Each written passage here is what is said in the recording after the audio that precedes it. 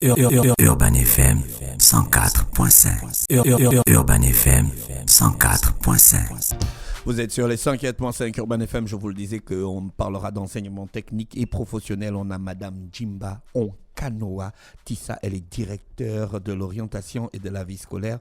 Et Monsieur Obiang Désiré, il est directeur de l'enseignement technique. On va parler donc de l'orientation des élèves vers l'enseignement technique et professionnel. Madame Jimba, bonjour. Bonjour, monsieur. Pouvez-vous rapprocher du micro un peu? Voilà, ce serait mieux pour nous. Merci. Monsieur Obiang, bonjour. Bonjour, monsieur. Merci d'avoir accepté notre invitation. C'est un réel plaisir de vous recevoir ce matin, surtout qu'on vient de terminer le bac et il y a des questions d'orientation. Le périmètre de l'enseignement technique et professionnel, comment ça se définit? Ok, merci, monsieur l'animateur.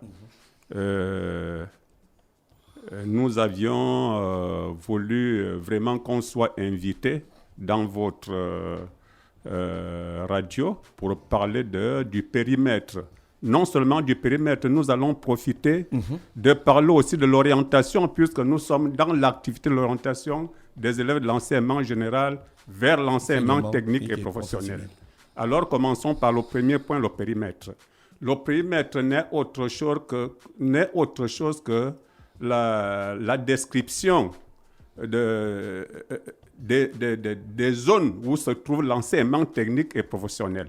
Mais qu'est-ce qui motive aujourd'hui le fait que vous venez parler de l'enseignement technique et professionnel? Ça existe depuis nous, quand on était au lycée, arrivé en troisième, il y avait des gars qui faisaient le concours pour rentrer dans l'enseignement technique et professionnel, et nous on continuait dans l'enseignement général. C'est ça, Mosley. Et même depuis la quatrième. Et depuis la quatrième. Du moins, quand on passait de la cinquième à la quatrième, il y avait la quatrième technique. Voilà, on parlait de ça.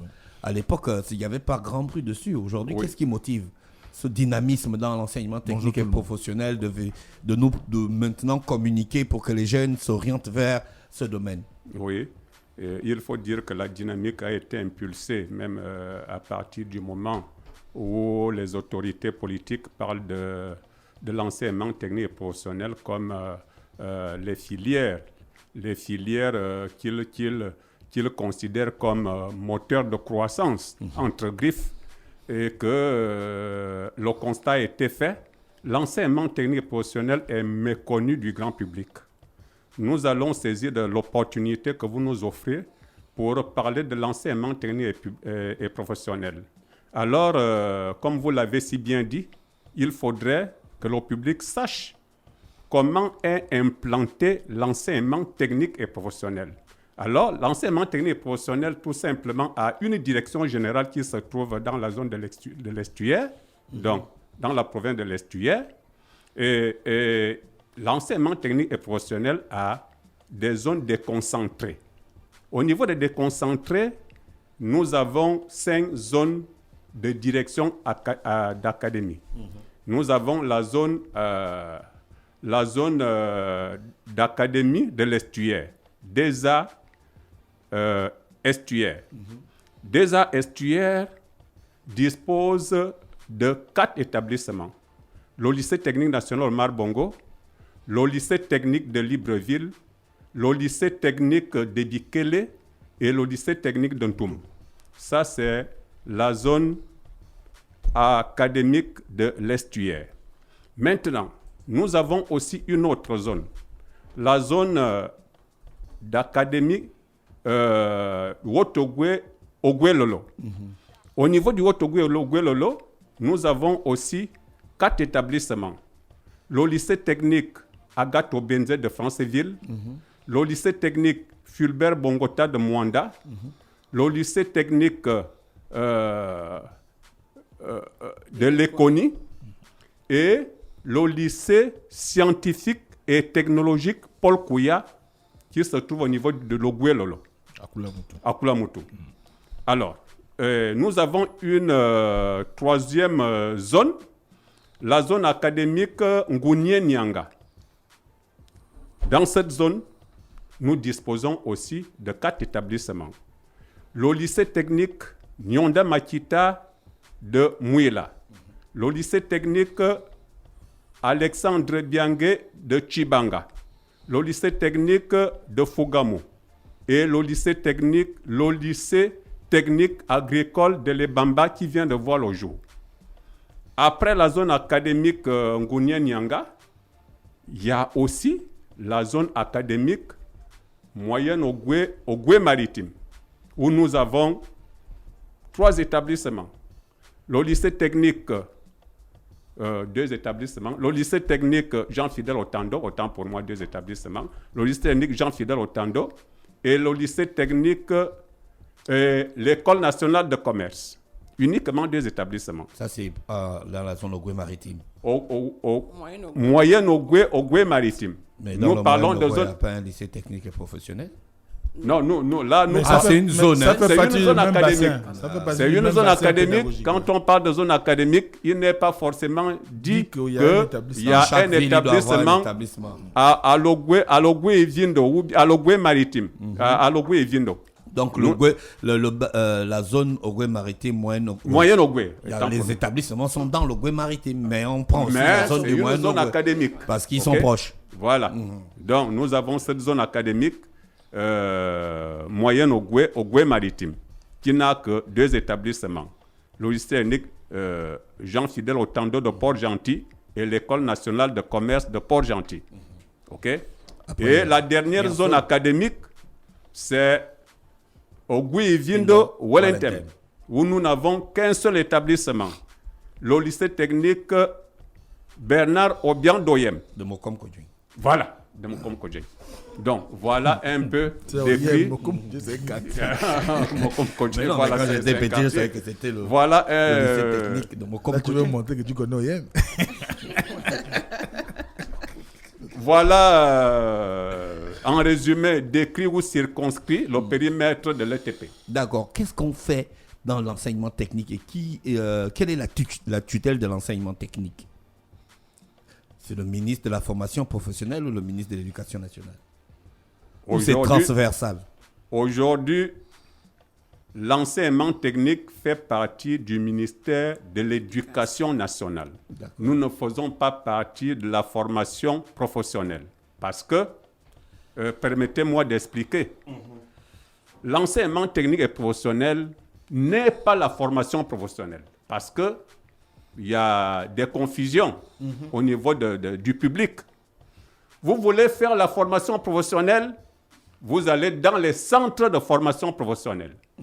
Vous voulez faire l'enseignement technique et professionnel, allez-y dans les lycées techniques, comme je venais de l'indiquer, allez-y à l'école de commerce, vous allez faire l'enseignement. Alors, l'enseignement a quelque chose d'assez particulier. Nous avons la charge du travail. La charge du travail, ça veut dire les cours théoriques ont toujours leur poids, 40%. Et les cours pratiques ont un poids de 60%. Contrairement à la formation professionnelle où les cours pratiques ont un poids de 80% et les cours théoriques ont un poids de 20%. Cela va sans dire que l'élève doit déjà lui-même faire la différence entre l'enseignement technique et professionnel et la formation professionnelle. Nous ne formons pas les élèves uniquement pour l'emploi. C'est vrai que nous avons les cycles de formation professionnelle, nous avons les filières à connotation professionnelle, et ces filières à connotation professionnelle, nous avons aussi des charges bien limitées. Contrairement aux filières à connotation technologique, où l'élève doit avoir les acquis scientifiques nécessaires pour poursuivre ses études supérieures dans les grandes universités et les grandes écoles. D'accord. Moi, j'aurais une question pour Mme Djimba, qui est directrice de l'orientation et de la vie scolaire. Pourquoi inciter les jeunes à les orienter vers la formation professionnelle, vers l'enseignement professionnel? Voilà. Merci. Déjà, vous avez posé une question tout à l'heure à mon collègue pour demander pourquoi l'enseignement technique. Déjà, vous avez dit qu'à votre temps, c'était le concours. Oui, Depuis plus de 5 ans, le concours a été suspendu au détriment de l'orientation. Et beaucoup de personnes, donc beaucoup des élèves sont restés à attendre la rentrée scolaire pour prétendre passer un concours. D'accord. Voilà. Donc, depuis le 11 avril, normalement, nous avons commencé l'activité d'orientation. Nous avons constaté qu'il n'y a pas beaucoup d'engouement. Certainement, les parents n'ont pas eu l'information parce que nous sommes passés par le conseiller d'orientation qui est en établissement d'enseignement général, parce que ce sont les élèves de l'enseignement général vers l'enseignement technique. Donc, au sein de l'établissement d'enseignement général public et privé reconnu d'utilité publique, il y a un spécialiste qu'on appelle le conseiller d'orientation. Celui qui va vers les élèves, qui donne toutes les informations relatives à l'enseignement technique et l'élève retire la fiche d'orientation qui la renseigne.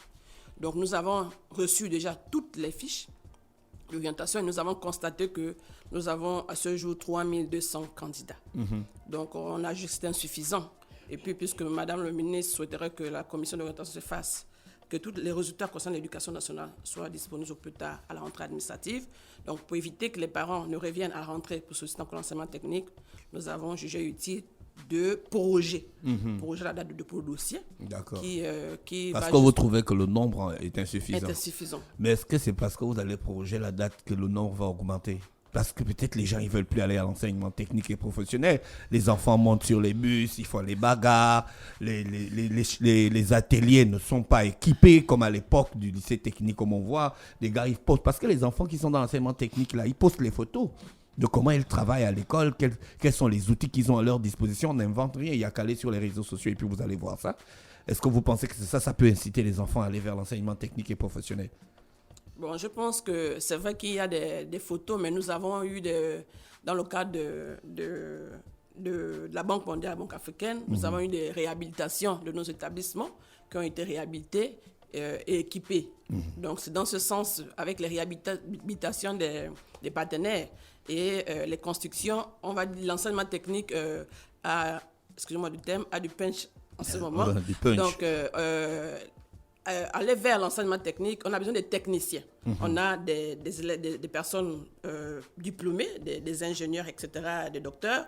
On a, au milieu, il manque de personnes, des techniciens. Donc, l'enseignement technique permet d'avoir des techniciens qui peuvent aider le pays à se développer davantage. Raison pour laquelle nous incitons les jeunes à se tourner vers l'enseignement technique, ceux qui ont un projet professionnel d'ingénieur en bois, ingénieur en pont et chaussée, etc., tellement de filières, ils peuvent s'intéresser. Parce qu'on constate dans nos locaux que ce sont plus les parents qui incitent les élèves vers l'enseignement technique, mais les enfants eux-mêmes, je veux dire, ne s'y intéressent pas.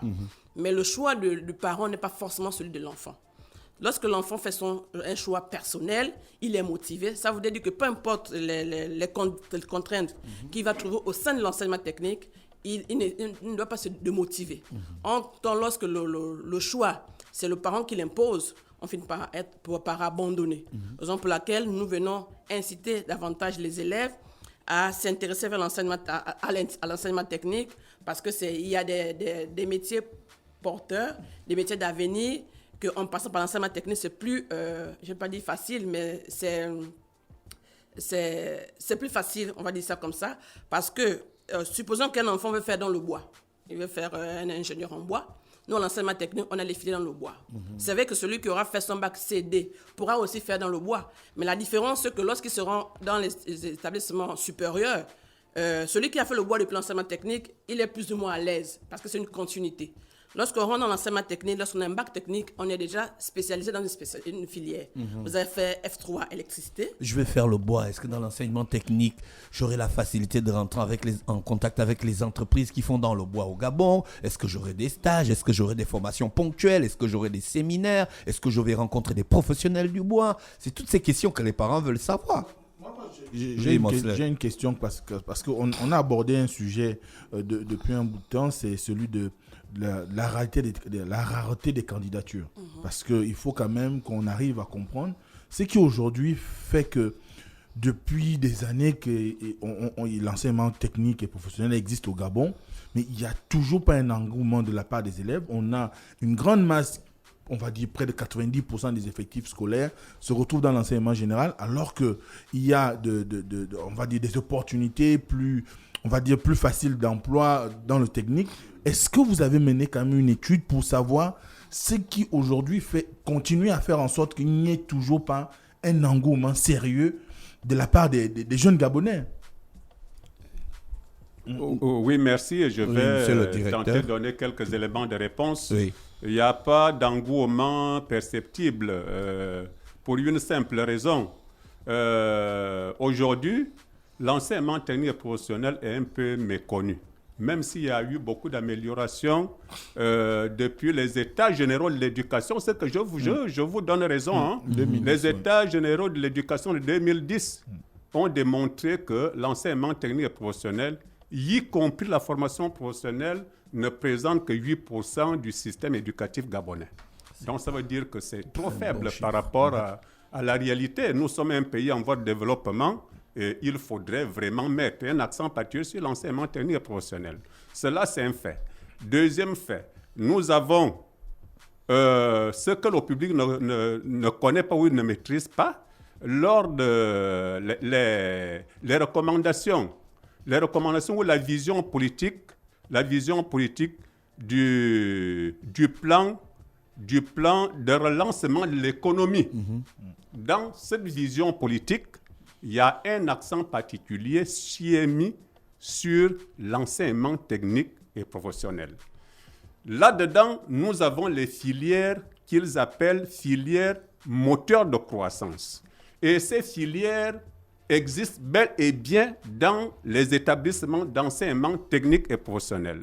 Mais par ignorance, les parents et les élèves ne savent pas que ces filières existent bel et bien dans les établissements d'enseignement technique et professionnel. C'est ce qui fait en sorte qu'aujourd'hui, on constate que généralement, beaucoup de personnes, beaucoup d'élèves, beaucoup de parents d'élèves ne connaissent pas réellement ce qui se fait dans l'enseignement technique et professionnel. Alors que nous avons, en gros, comptabilisé au total 60 filières de formation.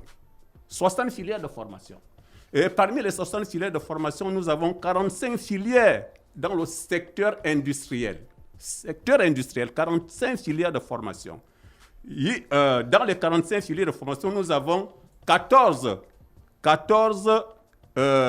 filières de formation en cycle technologique et 35 filières de formation en cycle professionnel où vous avez pratiquement le travail assuré après votre formation. C'est peut-être la communication jusque-là qui fait défaut. D'accord. Voilà. Madame Djimba, comment va se détailler votre programme d'orientation? D'accord. Par rapport à la programmation que nous avons élaborée, nous avons jusqu'au 15 juin, 15 juillet, temps pour moi, que les élèves peuvent déposer les dossiers dans les différentes zones académiques que M. le directeur vient de citer, D'accord. qui concerne l'intérieur du pays. Maintenant, jusqu'au 22 juin, c'est à la Direction générale de l'enseignement technique. 22 juillet. 22 juillet, merci. À la Direction générale de l'enseignement technique, 6 à l'avenue de Cointe. D'accord, il n'y a pas un moyen de retirer ça sur Internet de manière digitale? Non. Il faut se déplacer. Oui, on n'a pas pensé à mettre ça sur Internet. Bon, on y travaille. Il y a des frais de dossier à payer ou c'est tout simplement gratuit pour les élèves? Non, conformément à la décision de 026 relative aux activités d'orientation, les élèves issus d'établissements publics, c'est gratuit. D'accord. Les élèves, les Gabonais issus d'établissements publics, c'est gratuit. Les Gabonais scolarisés dans l'établissement privé non reconnu d'études publiques, c'est 10 000. Et les expatriés, peu importe l'établissement dans lequel ils se trouvent, c'est 20 000 francs. Le dossier doit être constitué de quoi? Le dossier doit être constitué d'une fiche de vœux à retirer auprès de DESA ou des établissements d'enseignement technique. On a la copie de l'acte de naissance. On a une demande manuscrite adressée au directeur général de l'enseignement technique et professionnel. Et les 3 bulletins de l'année en cours. Ça commence à partir de quelle classe? Voilà, qui sont aptes à postuler. Ce sont les élèves de 6e, de passage en 5e, et les redoublants de classe de 5e pour la première année CAP. Les élèves de 5e, de passage en 4e, et les redoublants de la classe de 4e pour la première année BP. Et les élèves de 3e ou les redoublants de seconde pour le cycle technologique, le cycle professionnel ou la première année DNC. Moi, j'ai quand même une question autre, parce qu'on parle d'orientation, il y a aussi la reconversion qui peut intervenir dans ce sens-là. Est-ce que cantonner cette question-là seulement au niveau des élèves ne crée pas aussi ce blocage là qu'on enregistre au sein de la société où les gens se disent bon, il y a des gens qui ont des métiers qui, bon, passez-moi l'expression, qui font chier et qui ont besoin de se réorienter comme on voit par exemple ailleurs.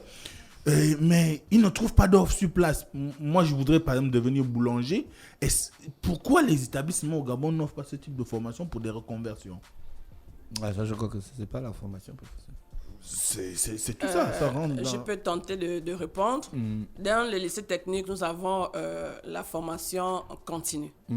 Et la formation continue, ce sont des personnes comme vous qui estiment que vous voulez peut-être certainement...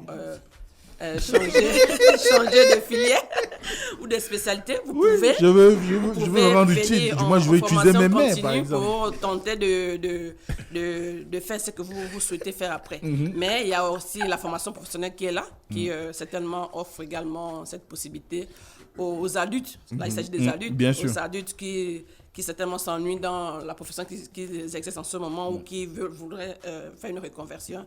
Il y a combien d'examens agréés par l'État dans le cursus en formation technique et professionnelle? En enseignement technique et professionnel. Il y a le BP. On commence par le bac. Il n'y a pas un truc au milieu entre la 6e et la terminale? C'est le CAP. Le CAP, ça correspond au BPC. Les équivalences. Oui, elle venait de le dire. Ça veut dire l'enfant qui est l'élève qui est en 6e, de passage en 5e, peut aller préparer son certificat d'aptitude professionnelle dans un lycée technique. Ça correspond à combien d'années d'études? 3 ans. Voilà, 3 ans après la classe 6e. D'accord. Voilà. Ça fait la 3e. Après, il y a le bac. Après, non. Après, nous avons notre diplôme qu'on appelle le BEP. Brevet d'études professionnelles. Celui-là s'élève des 5e, comme on disait tantôt, qui passe en 4e. Ou redoublant de 4e. Ça, c'est 4 ans de formation. Ensuite, nous avons le bac techno. On connaît plus par la seconde STI, la seconde STT et la seconde professionnelle. Parce que quand on parle bac technologique, parfois, c'est un peu, on n'arrive pas bien à comprendre. Donc, en plus simple, quand on parle de bac technologique, ça veut dire que l'enfant doit commencer soit par la seconde STT, soit par la seconde STI, et après aller au bac technologique. Vous pouvez nous rappeler les conditions pour retirer les fiches?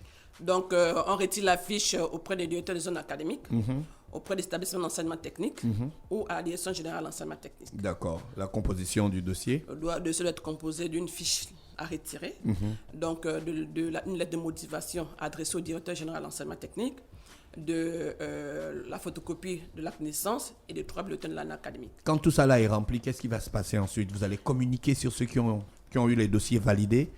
En fait, c'est la direction générale qui centralise tous les dossiers. D'accord. Mais il y a une institution qui s'en occupe, c'est le secrétariat d'orientation scolaire universitaire, en abrégé SOSUP. Depuis 2 ans, ce sont eux qui s'en occupent. Ils interviennent aussi dans l'enseignement technique. Oui, c'est l'éducation nationale. Donc, vous avez vu avec le SIGOR, le bachelier, voilà. Donc, c'est la même chose. Donc, c'est le secrétariat d'orientation scolaire universitaire qui s'en occupe. Nous procédons à la réception des dossiers, au traitement, et la commission est faite par SCG au sein. Une fois que la commission a siégé, elle donne les résultats. Avant la rentrée scolaire, bien sûr, pour que les enfants se préparent. Oui, d'accord. Nous nous battons pour que, au plus tard, à la rentrée administrative, les résultats soient disponibles. D'accord. Madame Djimba, monsieur Obiang, merci d'avoir accepté notre invitation. On vous souhaite de passer une bonne journée à l'écoute des programmes d'Urban FM. Merci. Merci. Urban FM 104.5.